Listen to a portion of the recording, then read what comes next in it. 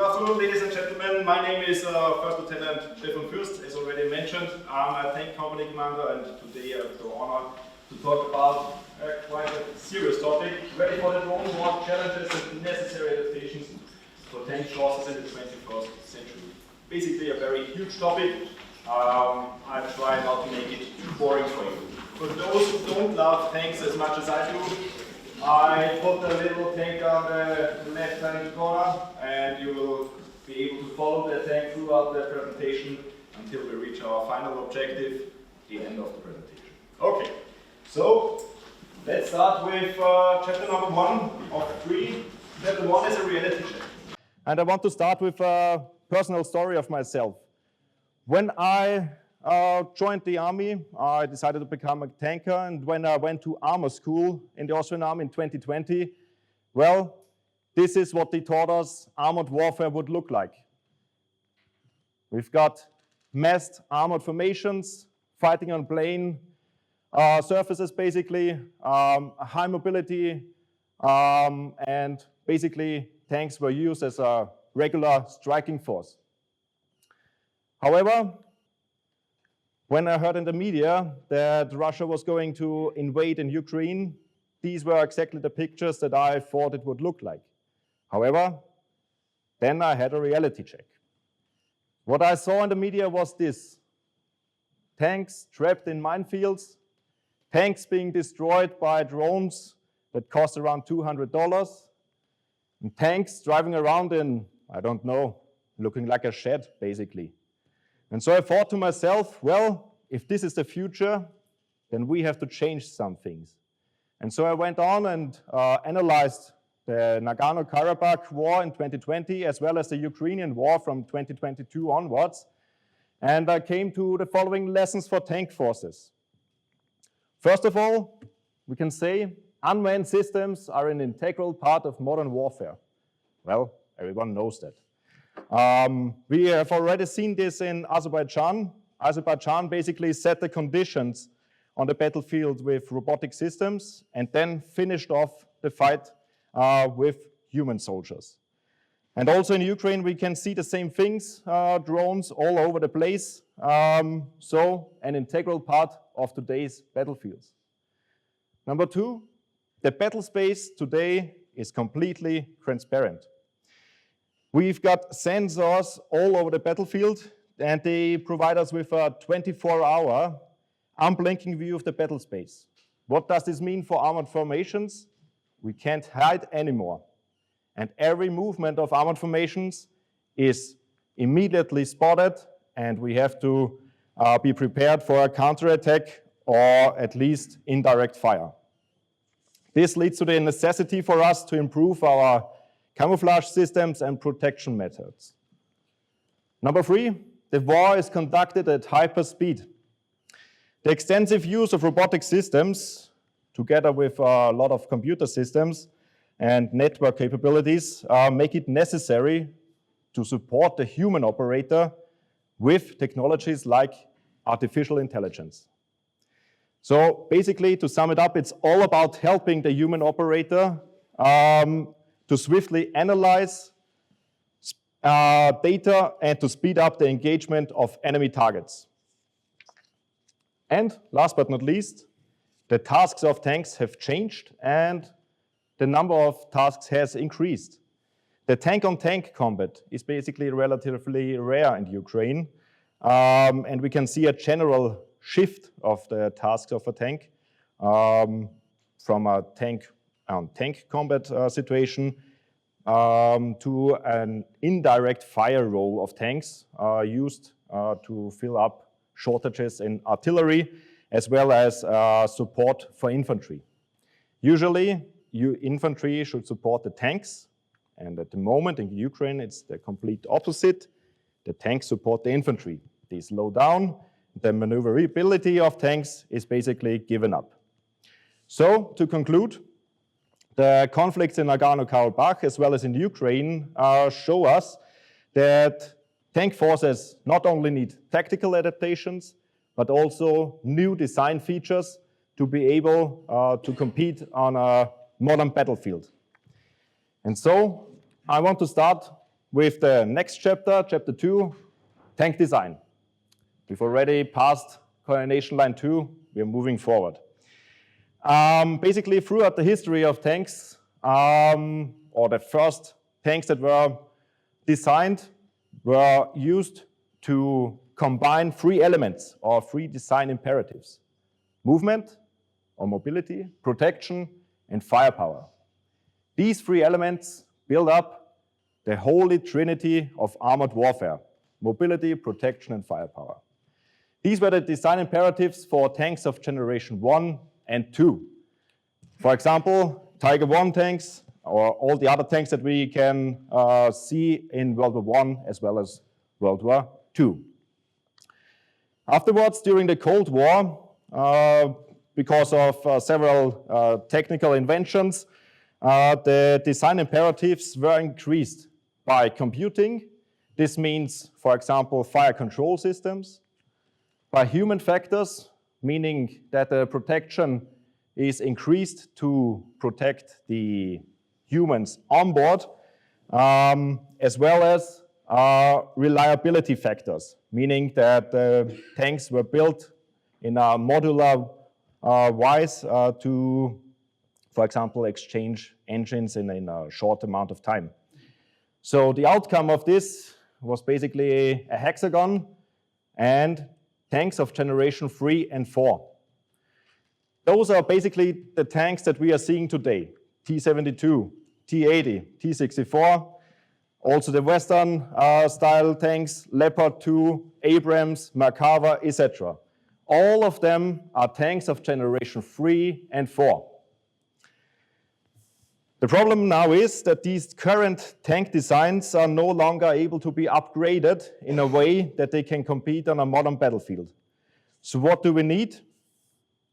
Simple solution, we're in the military. We need a tank of generation 5. Okay, so we need improved mobility, improved protection, improved firepower to fulfill the Holy Trinity in the modern times. Furthermore, we need increased computing capabilities, increased human factors, reliability, as well as networking, signature management, as well as robotic systems need to be integrated. Now this forms a nonagon and a tank of generation 5. I don't want to talk about all 9 factors because I only have around 18 minutes left or something. So I'm just focusing on the computing stuff, on the signature management, as well as the robotic systems in this presentation. And I'll start with the enhanced computing power, artificial intelligence, and human factors, all in one. Wow. The artificial intelligence offers us the possibility to swiftly gather, analyze, and distribute the information that all the sensors on the tank produce, basically. So we need artificial intelligence in the future to reduce the burden for the tank commander. There's so much information coming in that a human operator won't be able to analyze and distribute the information accordingly or in the appropriate time. So artificial intelligence in the future will help us to identify targets, lock on, to choose the adequate weapon system, and hit the enemy at the weakest spot with the highest hit probability. We've got 2 possibilities here. The finishing point is to replace the gunner on the tank through an automated system. We've got the possibility with a human on-the-loop system, meaning that the artificial intelligence identifies the target, chooses the weapon, etc., until the point till the tank commander pushes the button and the cannon fires. Technically, it's also possible to produce a human out-of-the-loop system, meaning that the whole system is completely autonomous.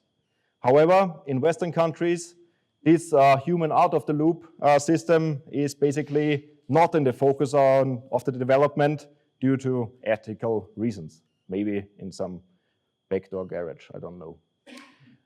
Next one, networking and robotic systems. What does it mean? We need a multi-domain battle management system. The ability to receive, analyze, and distribute the information needs a strong battle management system. At the moment, we are working with informations coming in from a single tank, maybe a tank platoon. What is needed in the future is the combined effort. We need the information of all ground vehicles and from the other dimensions, air and sea. Again, this is a vast amount of information coming in. So what do we need? Artificial intelligence to condense the information and to provide the human operator just with the amount of information that he really needs. Secondly, tanks in the future need to be able to provide a network in order to implement unmanned ground vehicles as well as unmanned aerial vehicles. I'm also introducing the next point, multi-platform concepts, because those two go together basically. Meaning a future tank platoon will look something like this. We've got 4 tanks all in all. One tank is basically manned with a human operator, used as a command and control vehicle, more or less. Then we've got another tank with a cannon, some kind of a missile carrier, let's name it like that, and a combat support vehicle. One vehicle is manned, the rest of them are basically unmanned ground vehicles. This makes it necessary that those unmanned vehicles are not controlled, but commanded. If a single human operator needs to control 4 vehicles, then, well, his brain will explode, basically. The unmanned ground vehicles need to be able to follow simple orders, basically. Driving from A to B, identifying a target, maybe also engaging a target, human on the loop, and then proceeding with another task, okay? So this is a huge amount of work, basically, until this system is going to work, I guess. Finally, my most favorite point, the signature management. The motto for this topic is, how can we, as a tank force, disappear on the battlefield? This is, of course, a big effort as well, but maybe we can achieve this. I found a way, most probably. First of all, we need a low profile. Again, think about, we could replace the gunner on the tank, so we can design our turrets in a lot lower profile. Maybe we take the whole crew and put it into the hull, and then we can completely flatten out the turret. Furthermore, we need to use advanced surface technologies like stealth technology also on tanks. Maybe some of you have heard about the T-14 Armata from the Russians. Well, they tried in a first hand to implement this stealth technology. Second one, radar absorbing as well as infrared absorbing colors. Brought onto the surface of the tank to reduce the radar cross-section as well as the thermal signature. There were already experiments in the 80s and 90s, and they were quite promising. However, we're in the army, it costs a lot of money, so they didn't put it on all the tanks, and basically it's still in an experimental status. And last but not least, we need to strive for the possibility to fully merge our tanks with the surroundings. How could this be done? I've got a picture here through Peltier panels. Does anybody know what's a Peltier panel? Very good. So, to put it in simple words, I'm not a technician myself, I'm just a stupid tank officer. Peltier panels are small panels that are put on the surface of an object, and through these panels flows basically some current and heats up or cools down this panel. So what's happening? Basically, we've got here a hull, maybe don't know, infantry, an APC or something. we can see the complete hull. It's covered in these Peltier panels, in this adaptive technology from British Aerospace. The system is now turned off. When it's turned on, the panels, the Peltier panels, heat up or cool down, and suddenly the shape of the hull is changed to the one of a car or any other object, okay? This is the first step. The second step, it's also in an experimental status, is to do the same with optical colors that we as human beings are seeing, to create something like a chameleon tank, okay? Good. That's it from the technical part, basically. Whenever we are talking about technical adaptations, we also have to consider tactical as well as logistical aspects. I want to quickly go through it. We've passed coordination line 3. We're moving forward. Tactics. The movements of tanks are basically completely restricted at the moment due to the vast amount of drones and other reconnaissance elements on the battlefield. The order of the day for tank forces is therefore dispersion of own forces in order to reduce the loss of own forces. Dispersion will not prevent us from being hit, but when we are being hit, our losses will be reduced if we are adequately dispersed. And so, dispersion of own forces, how can it be done? Let's take an attack, for example. I'm just speaking from the Austrian perspective. At the moment, the current tactical handbooks require around 2 times 2 kilometers for an assembly area. So we need to increase this to 5 times 5 or even more kilometers in order to disperse our forces adequately and to keep down the signature of the tank company. The ATK also, at the moment, we are calculating with 1 times 1 kilometers. We have to increase this to at least 3 times 3 kilometers. All these vast distances require what? A good battle management systems to still keep up the information for the company commander where his forces are. Let's talk about distances through or between those assembly area, attack area, and the line of departure. At the moment, we are talking about 6 to 10 kilometers. I would rather guess that in the future we will talk about 40 kilometers plus from the attack area to the line of departure. Why? Well, the reason is quite simple. At the moment, drones, at least small drones, have an effective range of about 20 kilometers maximum. So we have to go far beyond this distance to be safe and to be able to prepare ourselves in a safe area and in a safe distance from these drones. The company from the attack position will then use different routes, and just right on the line of departure, just before the attack really happens, we are pulling together our forces in order to keep the time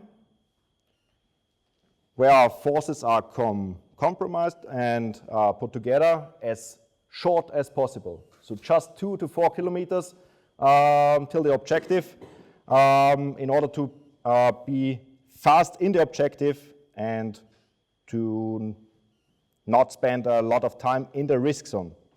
So in that way, a maximum of dispersion is possible for tank forces, and we are still keeping up the impetus and the mobility of our tank company. Talking about logistics, I divided the logistics in the part defensive operations as well as offensive operations. The focus is again the dispersion of own forces. So how can this be achieved? I came up with an idea, basically, took me a long time and some nights, but I came up with the idea of creating a logistical field or company support area.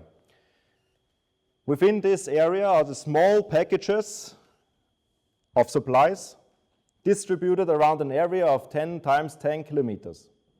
Again, this needs a strong and capable battle management system. The headquarters company distributes the supplies over this vast area. The battle management system tells the company commander where to get his fuel, where to get his ammunition, where to get his food and drinks, and then he himself decides which platoon takes up the supplies at which point. This reduces the risk of concentrating own supplies at one point, as it is used, or as we are used to do it today. In the offense, we've got a little problem, of course, as always in dynamic operations, take the attack or the delay operations. We need to transport certain goods directly to the company. How can this be done? Well, I came up with the idea. We've got a battalion support area far behind the front line, of course. I wrote 50 kilometers plus, at least 50 kilometers plus, because of the drone range. We've got a tank company somewhere in the attack, for example. And how do we get our supplies to the element? Well, we could use drones. And we are also working together in the Tank Battalion 14 with a drone company, and we are already experimenting with these kind of things. So we are taking our supplies, our food, our ammunition via drones to the tank company, and vice versa. Our wounded soldiers are flown back to the battalion support area and to the medical facilities via a drone. The German Bundeswehr is already in an experimental status with Project Grille. It's a huge drone capable of carrying a soldier with around 100 kilograms from one point to another. Finally, organization-wise, focus of the organization needs to be independent and to be maneuverable. This is basically what we know how a tank company looks like today. What we are missing, at least in Austria, are those elements. In my opinion, we need, in the future, own drone elements within the tank company, as well as air defense capabilities, very short-range air defense, as well as at least rudimental engineering capabilities, in order to be able to work as a tank company independently from the tank battalion and to keep up the maneuverability. Good. Conclusion. We're almost in the objective. To sum it up, what do we need as a tank force to be able to compete on a battlefield on the 21st century, exclusively looking at the drone threat? First of all, we need new design features. Especially, we're talking about networking and robotic systems, enhanced computing power and artificial intelligence, as well as signature management. Tactics, dispersion as the main focus of all forces, not only tanks, also infantry, logistics, etc.